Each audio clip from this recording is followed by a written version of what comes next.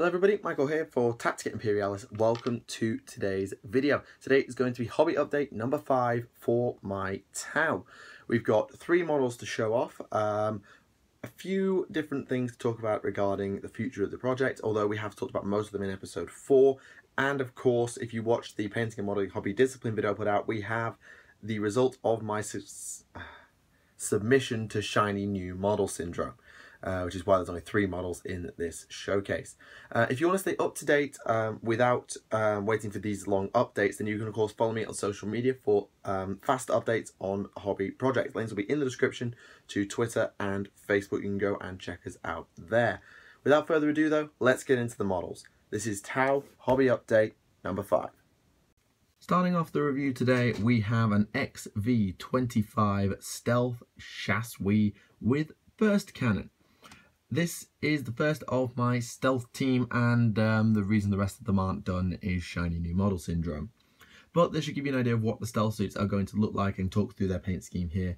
And I have started the second one, don't worry, the second one is now getting on slowly, but it's underway.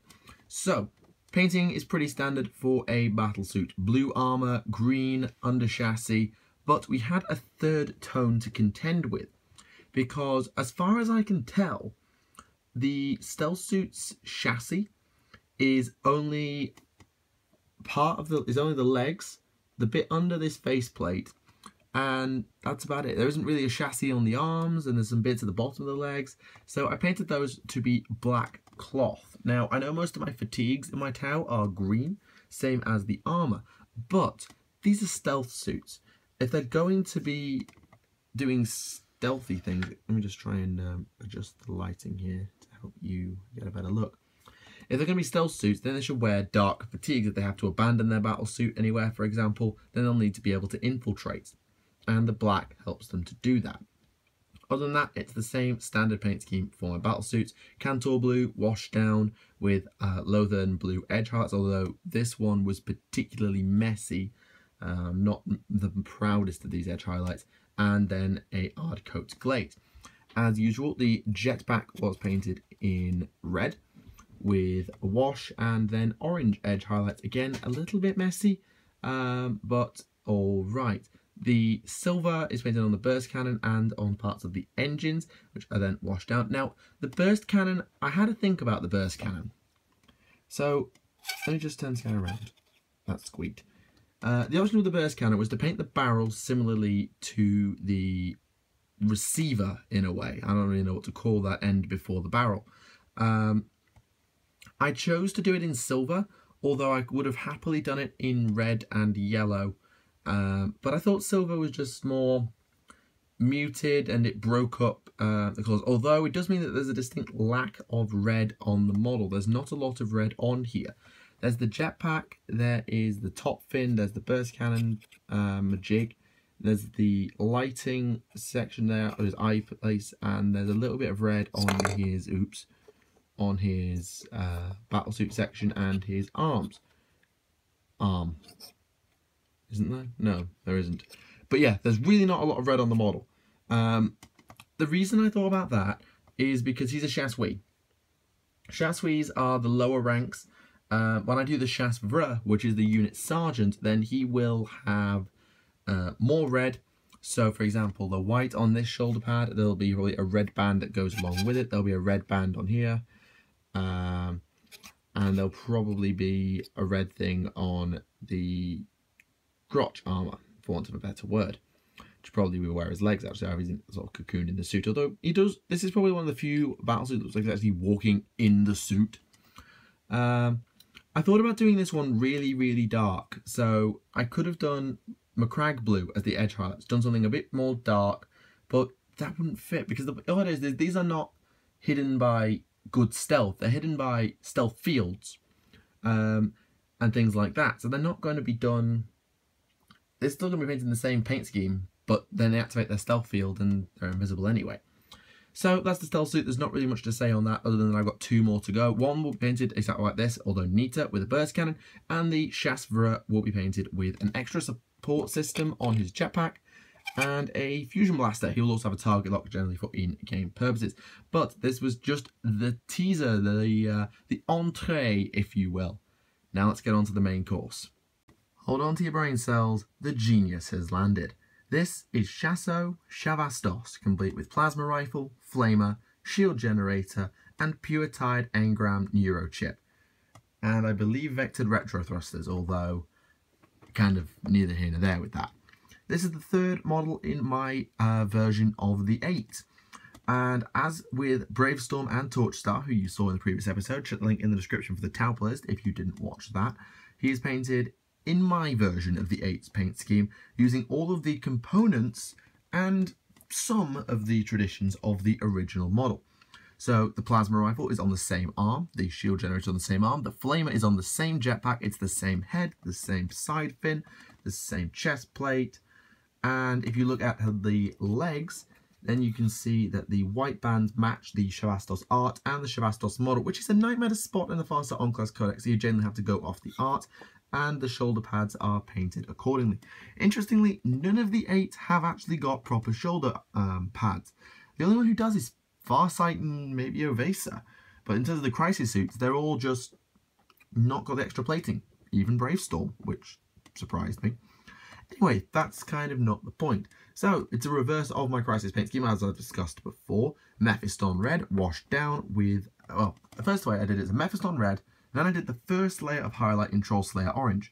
Then I washed it, and then I redid the Troll Slayer orange, just so I had something a little bit more accurate to aim at the second time through, although I did go neatening up along the way. That's the reason for the first highlight before the wash. Once I do the wash, when I do the highlight, it's harder to tidy up.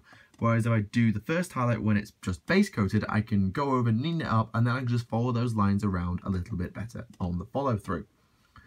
The plasma rifle, this is the technique I picked up. I wanted a way to wash the yellow, and you guys gave me some good ideas in the comments actually. Someone suggested a sepia wash. I don't have one of those, but I thought I'd try Right Clan Flesh Shade, which is the flesh wash I use on my witch elves and all my dark elves and yada yada da da da da. I don't mind it. I mean, you can see it kind of there, but it just adds a little bit more depth to the yellow, and the next model that you'll see, that kind of shows it off a little bit better, because that was the model I actually tested it on. I still didn't wash his orange, but his shield is very different to Bravestorm. So if you remember Bravestorm, he is the other guy with Plasma Flame Shield. He had a shield with orange on the outside and ice blue in the middle, Lothern blue. Now, with Shavastos, I wanted to go really dark. Instead of trying to do dark and then just edge it or dry brush it, I just went all in on the dark. So it's Cantor Blue, washed, then washed again with Nuln Oil, and then glazed. This was also the model where I picked up some of the good habits on the white. So if you look on his helm, you can see that under the helm, there's a wash. And on some little bits on the antennae, there is also a wash, just to help there be a little bit more distinction in the details. It's really a minor thing, but it's something that I felt was worth doing. Otherwise, the jetpack's painted exactly as my Crisis armor, or the stealth suit you just seen. So blue, wash, edge highlight, glaze. Nice and simple. The chassis is in green, which is then washed down. I, again, keep thinking about highlighting it, but I never seem to think to want to. And then that's all of that. Now the pose was important. Now, I did Shavastos last out of the 3 crisis suits in that box, which meant I had exactly these arms and legs to work with. I had no choice in the matter. So I could have gone with something a little bit more dynamic if I had have really tried, but I kind of like his standing position, because Shavastos is a genius. He can outpredict what his opponent's going to do before they even bloody do it. He's a genius. So why would he need to be bouncing around the battlefield in dynamic poses when he could just literally stand there and shoot, knowing exactly where his enemies are going to be, block knowing where their shots are going to come from, and just coordinate the rest of the 8, because that's what he does. So he doesn't need to be dynamic. Admittedly, the fact that I was locked into those legs and arms is kind of a godsend. Now, originally, I was going to have him looking, the other way, with his shield up and the rifle down, but I just didn't like it as much. I thought I'd have him just contemptuously blocking something. That didn't look as good. So I went with the looking down the barrel firing while standing kind of still pose. And that completes the 8 from the Crisis team I got in my second start collecting box. Now going forward with the 8, we have one more to do from a Crisis suit, that is Bright Sword, because I need to remake him with the Twin Fusion Blasters.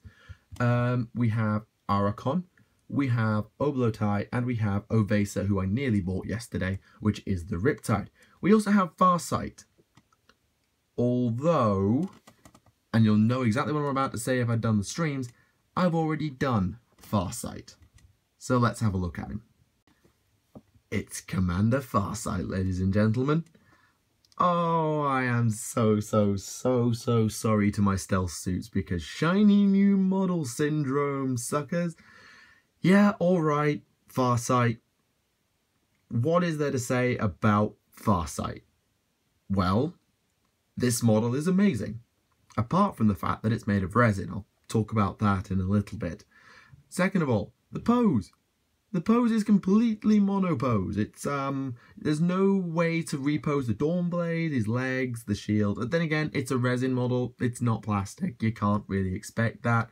Although it's not a ball joint. I thought the Dawnblade would be on a ball joint like the shield is. It's not. It actually just sits flat onto his arm and builds up that way, so it has to be out there, which is a major pain. Again, I'll talk about that a little bit later. Other than that, I debated about following the original paint scheme. I really did.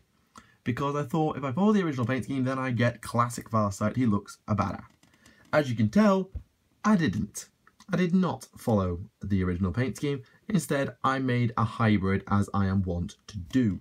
So what I'm going to do is I'm going to lower the camera a little bit. I'm going to see if that helps. You might lose track of the Dawnblade here, but I'm just going to lower the camera so you can get a look. So there we go. So, Farsight shield. Let's start with that. That is painted in the classic Farsight way.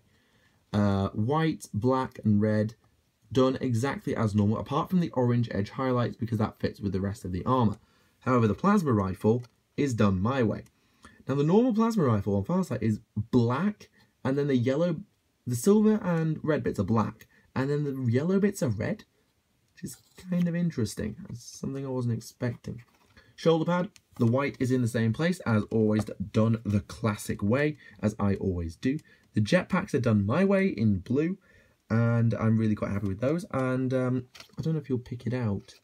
Yeah, I washed down the middle section of the jetpack a little heavier than the outer section. If I maybe go this side, you'll get a better look. Yeah, the middle section is washed down further. Don't know why, just thought it would be cool. The Dawnblade.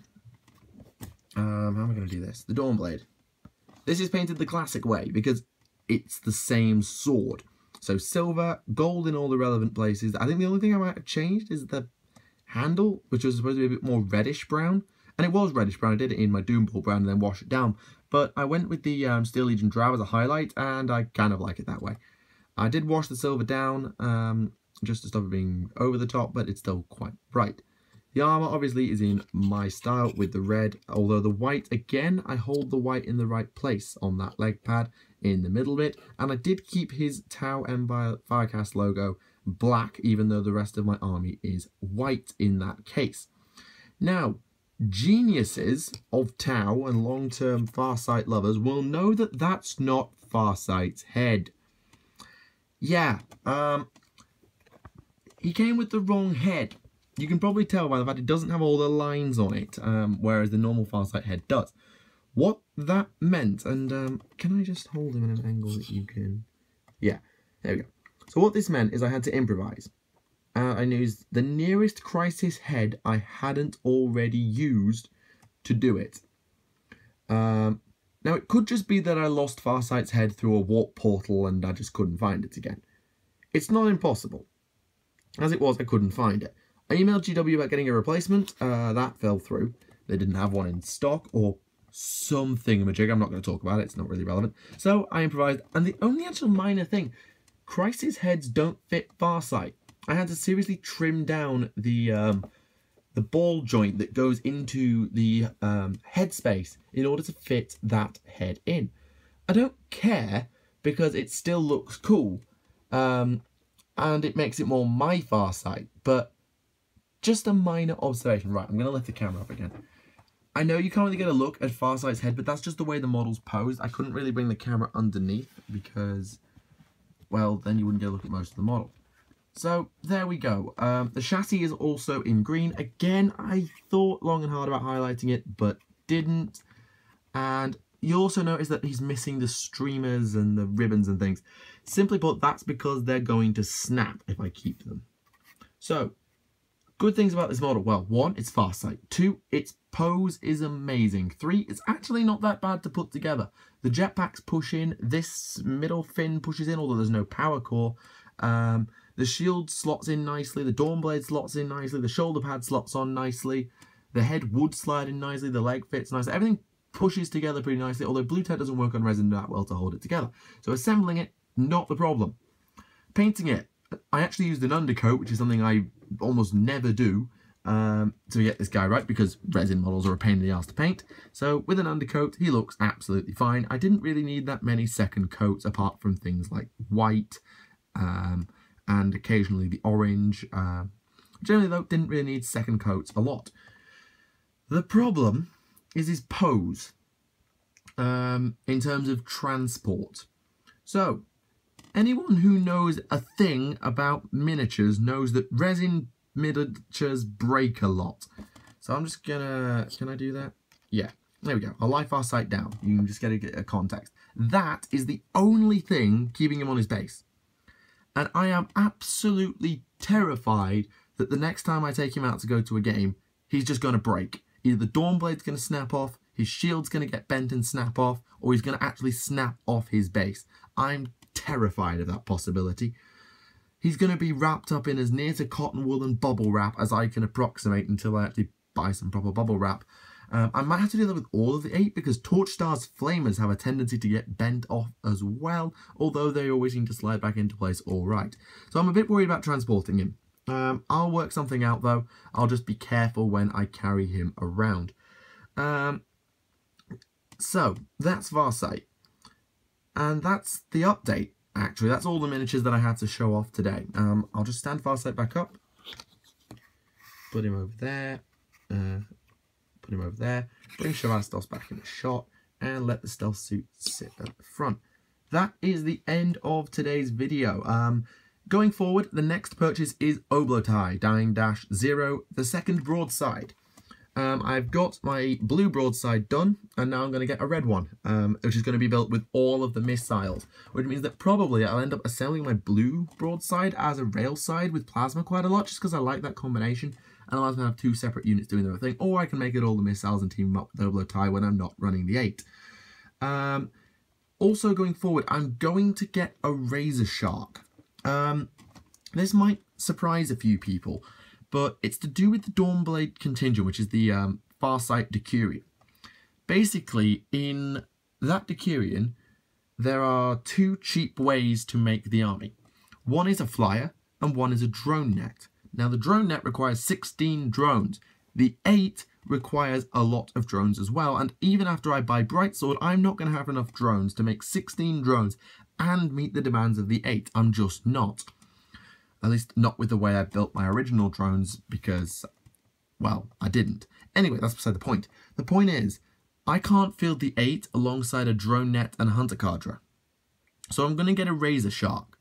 So I'm going to have a hunter cadre, the 8, and a Razor Shark will be my option 1. Option 2 is that I can run a hunter cadre with Farsight as my command choice with a bodyguard team, probably made up of a couple of guys like Bravestorm and Shavastos, although they'll just have to be Chasfreurs for the case of this, and then I'll run a drone net in there, because the drone net is actually really quite nasty.